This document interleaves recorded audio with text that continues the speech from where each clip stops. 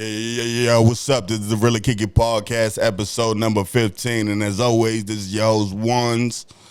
And I got the topics. But today I want to make a correction, right? Last episode I said Jay-Z sold Douce to Henny. But Jay-Z sold his champagne to do business with Moet and Hennessy. Everything else is still the same. Now, all the other shit I said, that shit remains. I just wanted to fix that. So listen, man, I'm going to start with this clout chasing. Clout chasing is at an all-time high, right? I watched a body cam video of Geechee Gotti, right? I ain't know nothing about this. Geechee Gotti got pulled over. Geechee Gotti is a battle rapper, first and foremost, from California, right? Crip battle rapper from California. Talk mad, struggle rap, street shit, right? So him and his friends was out running plays, and I think they was going to pharmacies and shit, getting pills and doing all this other shit. The body cam, they ran from police, they got pulled over, they went to jail. But before I even knew anything about that case, I see him on Flip the Script, I think it was. He had a conversation with Flip the Script where he was telling, like, basically the viewership what he was doing for money out there. Like, yo, I'm out here busting plays. I'm out here stealing pills and all this shit. Now, when it's time to go to court, because he's still facing that, and I didn't know nothing about that when I seen the body cam. That was my first time knowing anything about the story, and then I seen the interview later. He's going to be the reason he goes to jail, if he goes to jail. He validated everything that they found in that car. Everything that they went through the day that they was on that body cam, the this ain't mine and this ain't that, and telling them everything ain't what it is. And then you go on a podcast and then admit it for clout? Admit it for clout? Like, I'm starting to believe, like, most of the rappers, this ain't no new phenomenon. A lot of these niggas was nobodies before they started this shit. So they're building up their clout. They're building up their clout as they're becoming these celebrities that people know them as. They're doing crimes after they're supposed to be getting these big bags. Now go listen to them talk about and battle rap. Yo, I'm getting the big bag, you ain't. He one of them, yo, nigga, wherever I go, I get the big bag. If you get the big bag, what are you still doing crime for? For clout. Because he want to be known as a street nigga. Because the way it work with actual street niggas, we do things to get away from having to do the things that made us street niggas. Once I start getting legal money, what the fuck am I jeopardizing that for? Doing illegal shit. For stripes? You 30-something years old and you still putting in work for stripes? When you commanding, let's say a big bag for you might be $10,000 a battle. Money management to make $10,000 a battle go a long way. If you making $60,000, $70,000 a year, that's sufficient money enough for you not to have to rob nobody, for you not to have to do no schemes, for you. Now, some people might say it's not because you want to front and you want to do all that other shit. But I'm talking about money management. With that type of money can expand your money. You have enough money to invest, eat, go out, have a lifestyle, all of that shit, pay your rent, put a life together, right? And you basically telling these kids that's watching your story unfold now, I need to do more, but it need to be fast money. Because I see him making legal money and he's still doing this. So what is he doing this for? It must be because it ain't enough money on that side. It is, though. You probably can't wear Gucci. You probably can't wear Dior. You probably can't take the trip to Dubai and all that shit you see online. But you could build toward it.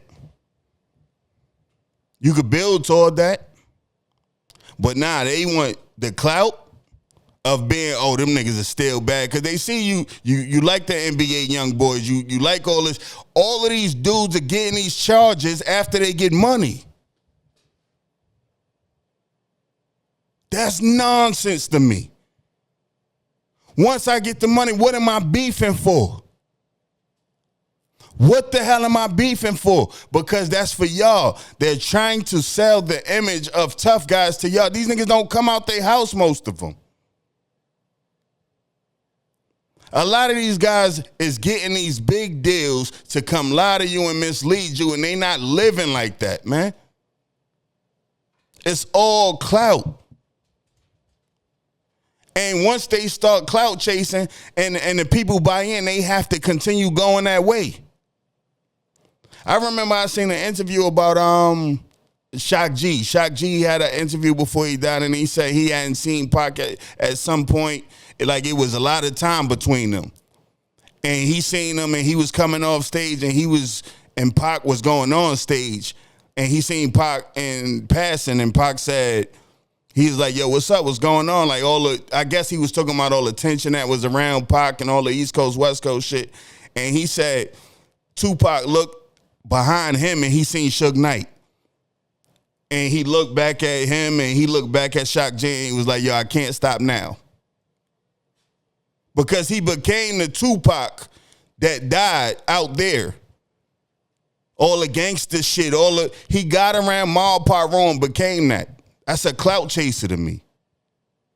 You can call it what you want to call it, but look at the Tupac before that. It was Brenda's had a baby before he got out there. He changed because now I'm clout chasing. Tupac died stomping a nigga into the ground that ain't had nothing to do with him. He died gangbanging, essentially. Some shit happened to a gang member from a gang member. The gang members ran to Pac with that shit. Because Pac was looking for that clout. And they knew it. Tupac ain't make it home. Clout chasing. Another one. Little Durk is coming. He trying to go to trial faster than they wanted to go to trial, right? So that means they speeding through paperwork. They speeding through motions and all that. And now the police are trying to do what? Get his songs played in court to be admissible in his trial. We know what his songs is about. He wrote those songs because he wanted us to believe he's a bad man. He wanted us to know his crimes and let us know he's sliding. Why say not guilty when them people say, yo, we gonna bring this shit to court? Because they listening like we listening. Why shouldn't they believe? And it's black people saying, oh, this is bad for hip hop and all that. And I just watched the Joe Budden podcast, and they drew a false equivalency between how they use these bars. They said Jadakiss said we buy coke on a scale. They got to bring the whales in and all. Y'all know the bars. We know for sure that's a lie, nigga. But if you telling me something that lines up with forensics, it's harder to get away from it. Understand what I just said there. You could say anything in rap, but where it start lining up forensically, what does forensics mean? If you say I shot so-and-so in Macy's, Times Square, 4:46 p.m., right? They go look at the camera and you the only one that did some shit like that 2 days before you dropped that diss song. Guess what? It links up. That's you. That's admissible in court. That's what they're going to say. So you can't go in there and say, I'm going to diss my ops, because you dissing your ops for clout. We know that. That's how sensationalism is how you trying to build your career. I'm going to talk about these niggas, people tune in, everybody beefing. That's what people do. They beef to get people to look at them. 50 Cent did it at the beginning of his career and looked like he going out doing it. When ain't nobody looking at you, say something bad about somebody and you garner all the attention in the world. I'm about 3 episodes away from just snuffing a nigga, I'm telling you. Because I'm trying to get the message out, and y'all niggas is like, yo, all right, listen, it's cool, but I see what I gotta do. And I ain't a cloud chaser. I've never been a cloud chaser, man. I get out the way more than I shine. Because I'm cool with that. Because a lot of niggas front lining is fronting. They out there, they loud, they want to be seen, they want to take. Everybody who know me, you ain't gonna see me every day, you ain't gonna see me every month. For a lot of people, depending on how our relationship is structured, the closest people to me is gonna see me. Everybody else, we gonna have a good time when I pop out, whenever that is. So it's never gonna be about clout for me, but I think I need some clout, man. Because since I started, I'm starting to understand what the people want.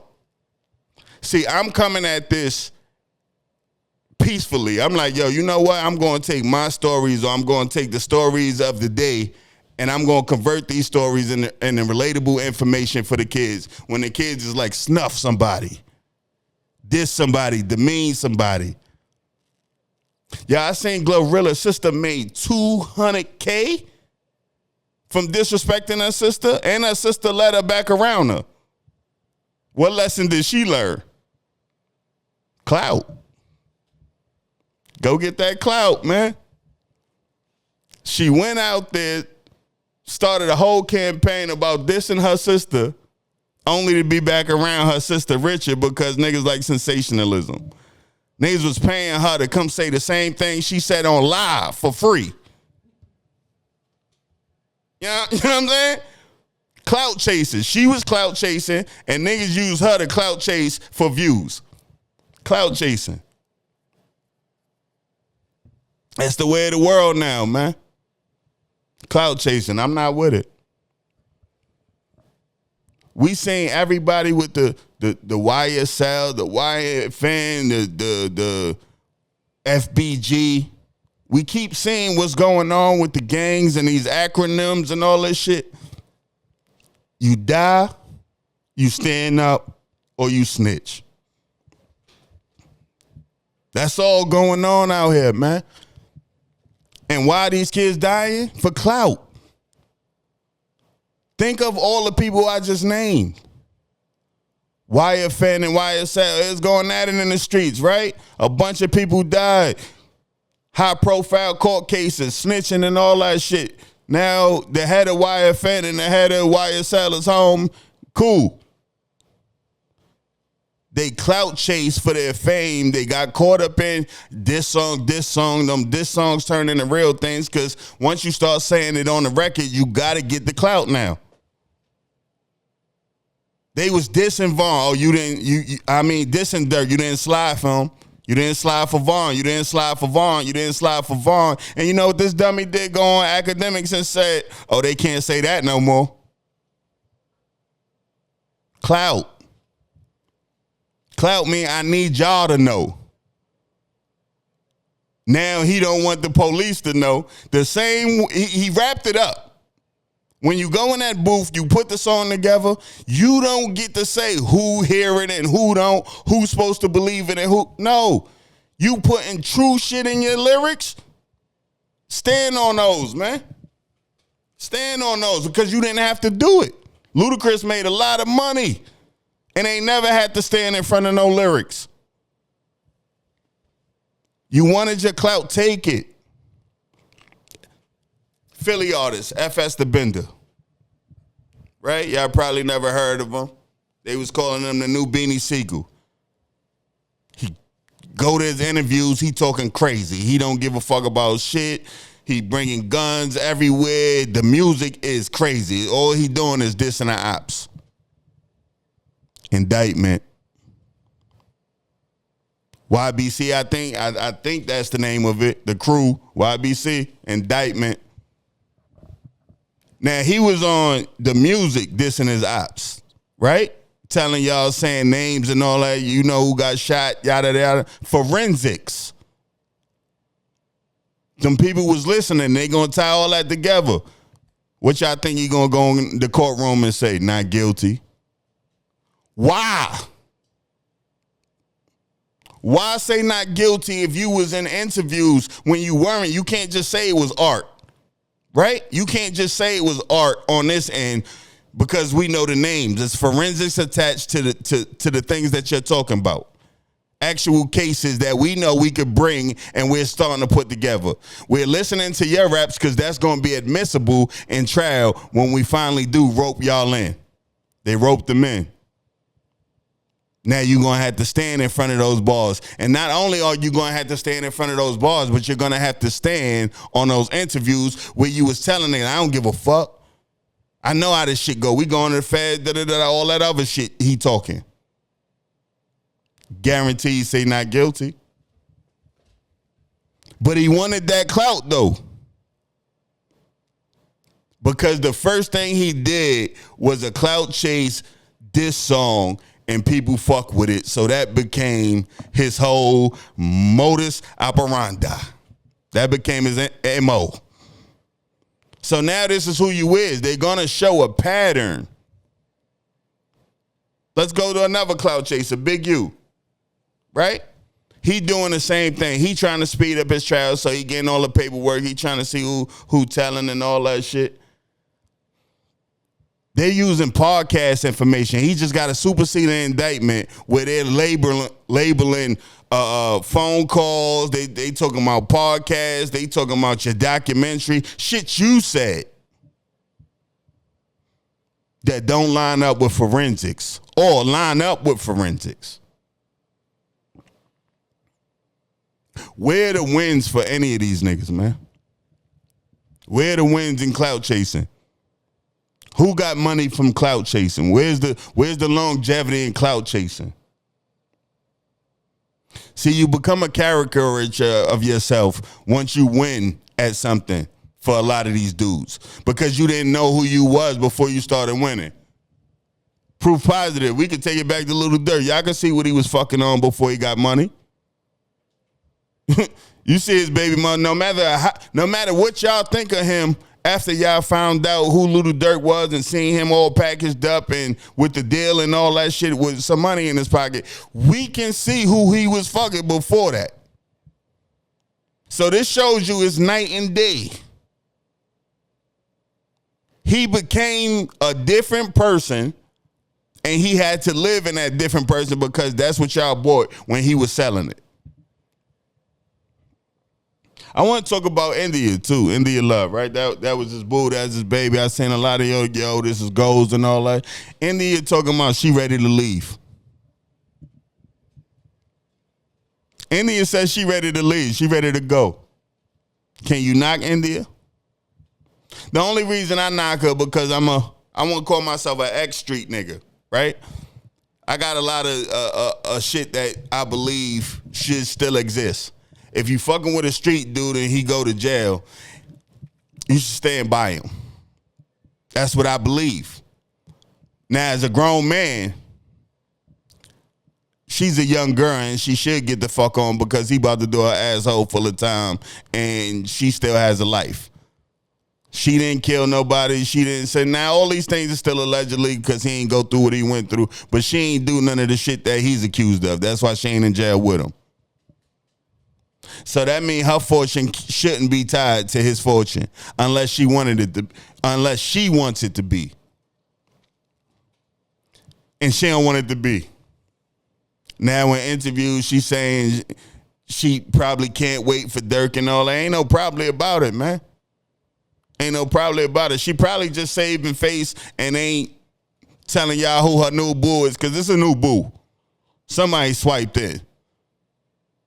In the music industry, niggas always want your joint just to say they had your joint. That's why everybody fucking in the same circle. Nobody go outside that circle. Everybody just passing the same girls around.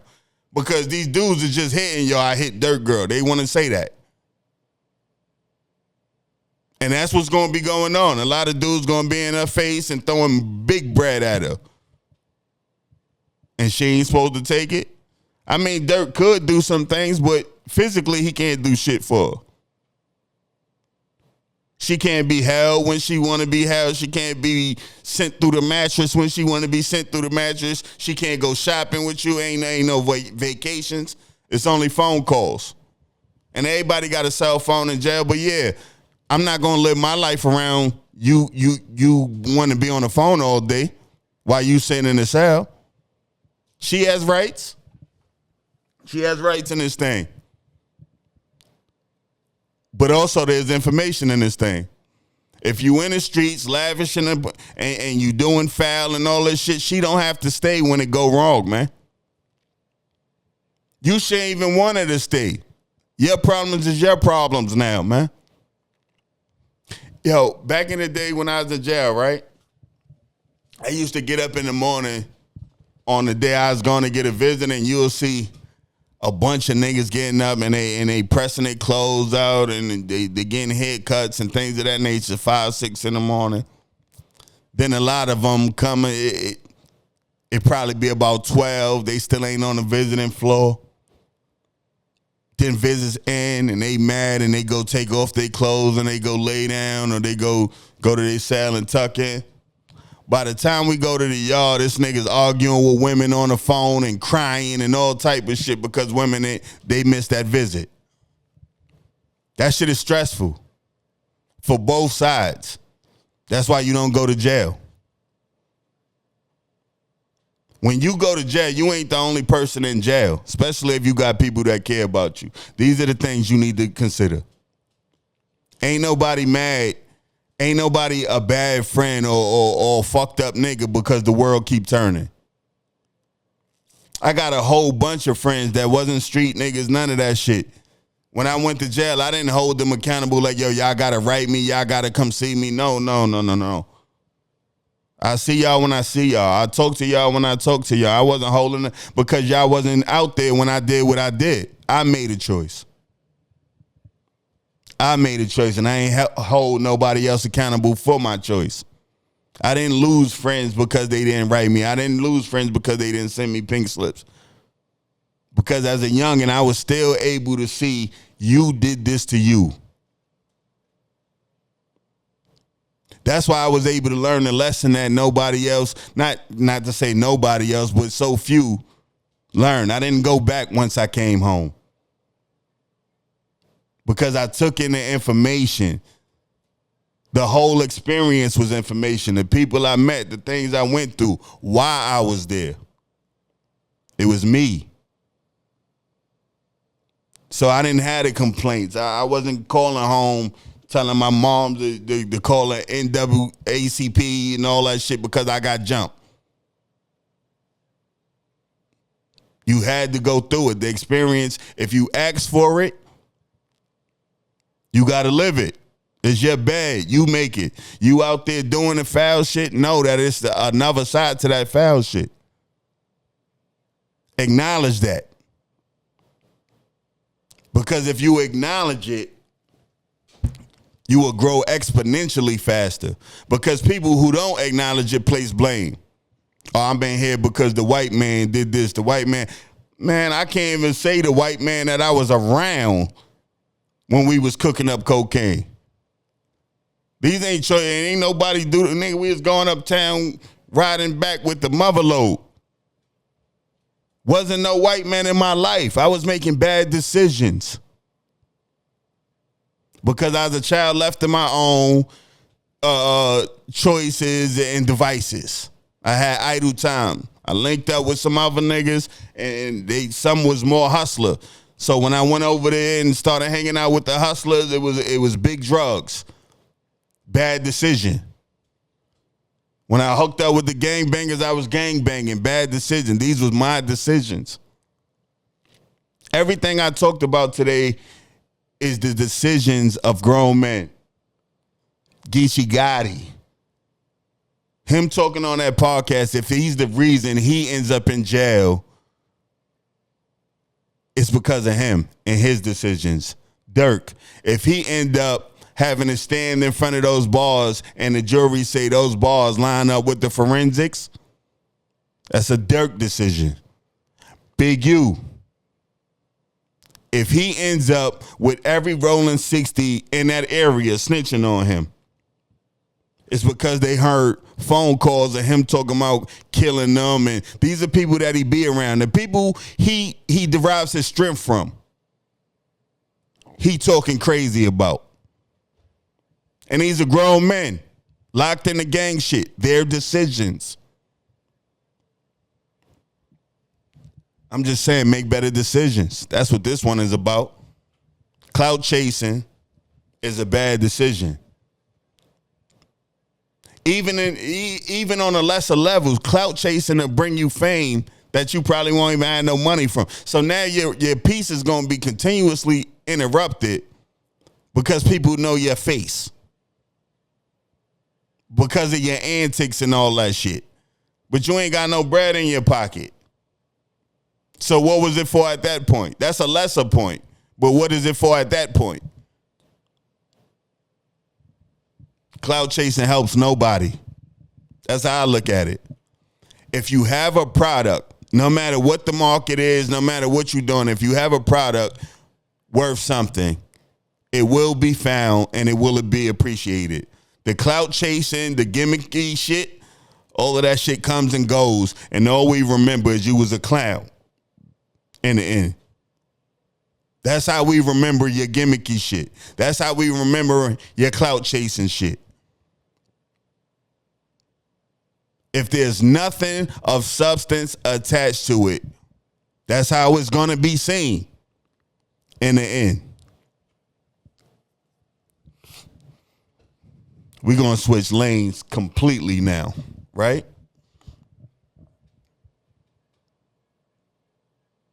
We at war with Iran, right?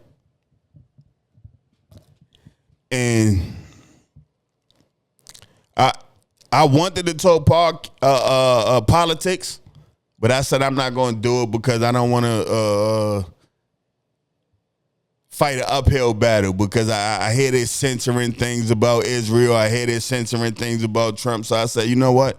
I'm just getting started. Let me kick my thing off, and maybe I put a paywall in between some of my realer thoughts, but I got to get these out. When people say that you take politics too seriously, like especially in this political climate right now, I don't like Trump, never liked Trump. Most of the people that like Trump can't even tell you the amount of information I know about this guy, right? And we're in this position right now because of the people who took nonsense over politics. Trump ran a campaign of bullshit. And they took that because they're full of hate. The people who voted for him are full of hate, and they don't want to admit that they're full of hate. Because they had no politics. There's a thing that we learned in school, right? Called a context clue. Context clues are little things like breadcrumbs that allow you to make a bigger picture come into focus, right? I'm going to give you some context clues. These Epstein files just came out, right? And in the Epstein files, Trump has mentioned 38,000 times, right? By both the pedos. The pedos is talking about him crazy. You got young women and older women alleging that Trump did all this foul shit, or he was around or knew about, all type of shit, right? But there's one thing that the dummies grabbed onto in there, and it said that Trump, after the investigation into Epstein started, right? Trump came to them and was like, I'm glad y'all are doing this or whatever. They saying he blew the whistle. Trump was a snitch. He was the reason Jeffrey Epstein got. So they bid on to this, right? Trump has since. Now, these are context clues to show you he ain't blow the whistle on shit. He was most likely over there trying to figure out what they had and who they was going after. That's what he went over there for. Because since then, when Trump was president the first time, Ghislaine Maxwell, which is Epstein's co-defendant, when his DOJ was prosecuting her for the same crimes that Epstein had, Trump went out there and said he wishes her well. So you can't tell me he wanted them in jail, but also he's wishing a pedophile well. You can't tell me that. Now, see, I've been screaming into the void about him, Musk, all these people well before they got into politics. When Trump started this shit in 2015, I locked in. I locked in because I know a calm man when I see one. He was a failure at everything before he got into politics. We're going to talk about some of the things he is a failure at. If you were going to sell a steak, right? If you were going to sell a steak and you said it's the world's best steak, where wouldn't you sell it? I guarantee one of those places be Sharper Image.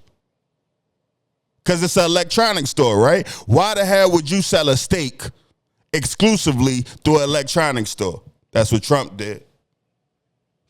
Failure before the presidency. See, people who try to act like, oh, all this is Johnny come lately. No, it's people who were paying attention to Trump before this. When you see Trump talking about an NFL game or at an NFL game, know that he's there because he's a loser.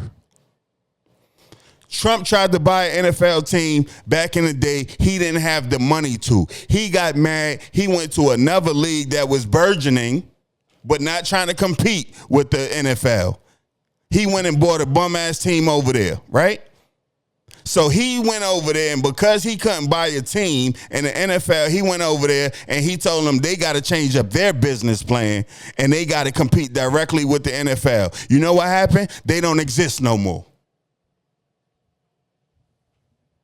That other league doesn't exist no more because Trump tried to put them directly against the NFL, and what happened? They're gone. The NFL is still here, and Trump is at the NFL games acting like he got some fucking say-so. You're a loser. Trump had a shuttle company where it was, I think it was short flights back and forth to like the metropolitan area or some shit like that. Gone. Trump Taj Mahal took $150 billion to build. He ended up selling it for $50 million. It was destroyed. I could keep going on and on. If you Google what the people from Apprentice say about him, they tell you how they was able to get him on that show. He had nothing going on. Financially, nothing going on. Most of what y'all think, oh, his name's on these buildings, we got to find out in his first term, most of those were licensing agreements. He didn't own the buildings. Soon as his popularity started waning, people started taking the name off the building. It's all smoke and mirrors with him. And as I communicated these things to people, along with the things that I found politically repugnant about him, it was black people saying, yeah, but the other side is the same. You can draw no false equivalency that you can prove where Trump is like any other politician. He's worse than everybody. You know why? Because it's a money run for him. He doesn't care about politics. He doesn't care about the Constitution. He doesn't care about your rights. He cares about the powerful and nasty men who could put money in his pocket. He's a hoe like his wife is a hoe.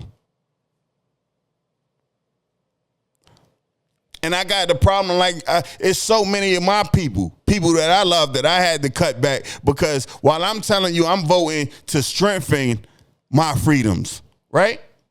I want to either retain or strengthen my freedoms. But Trump, a motherfucker who trying to take my freedom, trying to take my liberties, trying to take my ability to even discuss black culture or learn black culture.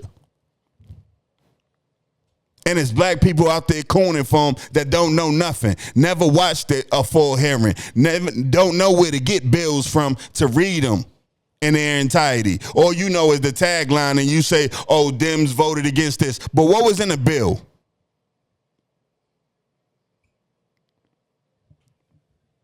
There's a laziness that has to do with politics and my people that I don't like. I want to speak on this too. There's a reason, and I'm going to give you a short example. There's a reason why there's a separation between church and state, right? Quick example. If me and you are sitting down, both of us are senators, governors, whatever it is, right? And we're trying to think about how to get the U.S.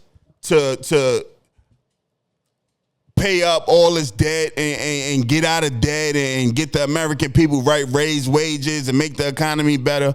And I'm laying things out, itemizing, yo, we could cut this, we could do this, we could pay New Yorkers the snow. We could do whatever we could do to help the people. And I look across the table and you say, I prayed and God will handle it. You don't see a problem there?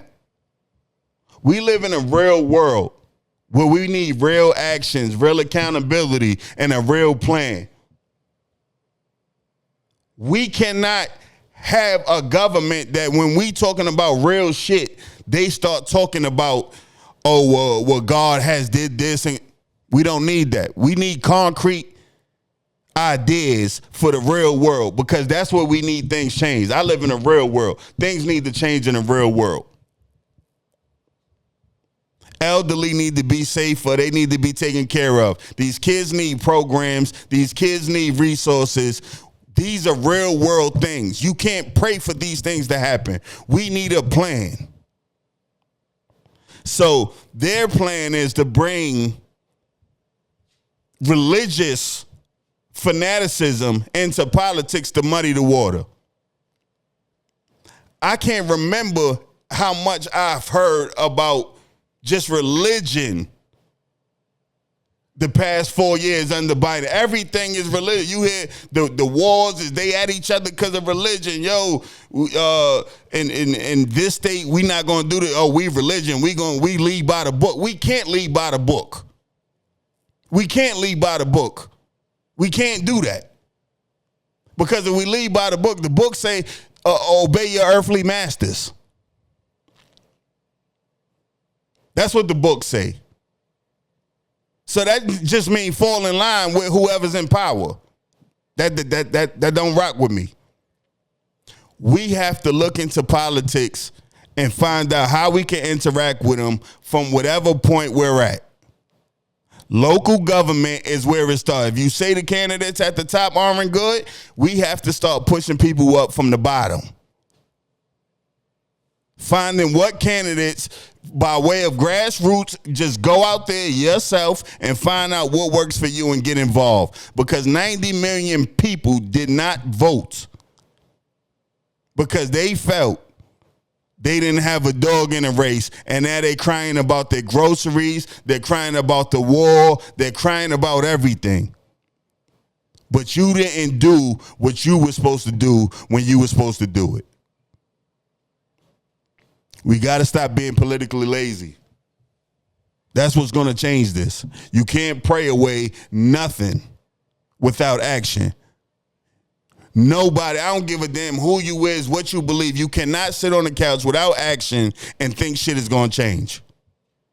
That's not how it go. So what I'm urging us to do is take action. Take action in our own lives. You got to know our interests. If you're young, think about what your interests are now. What would you like to see? What do you need from people? And communicate it to somebody so somebody can put you with the right resources or the right people to get your ideas out or to get you whatever you need to be a better person.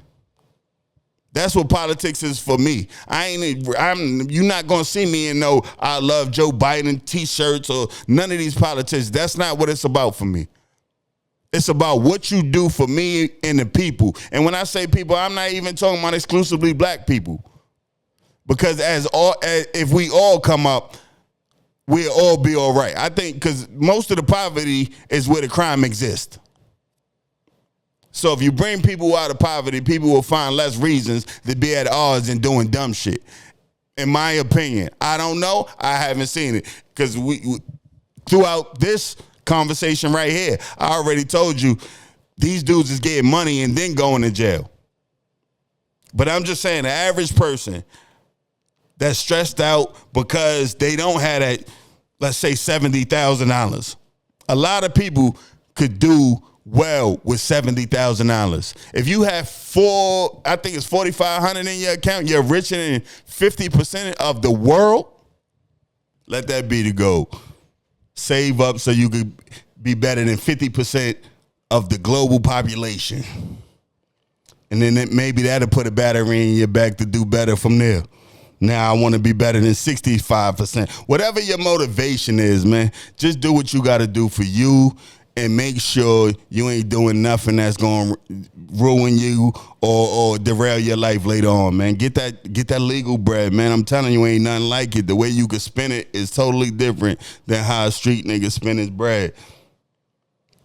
And, man, I don't even know what else, man, because those are the things I'm passionate about today. So those are the things that I came in here with today. And I don't want to be more long-winded than that. I said what I needed to say, man. And as always, this has been episode 15. I love y'all. Peace. And stay alive out there, man. Stay alive. 1.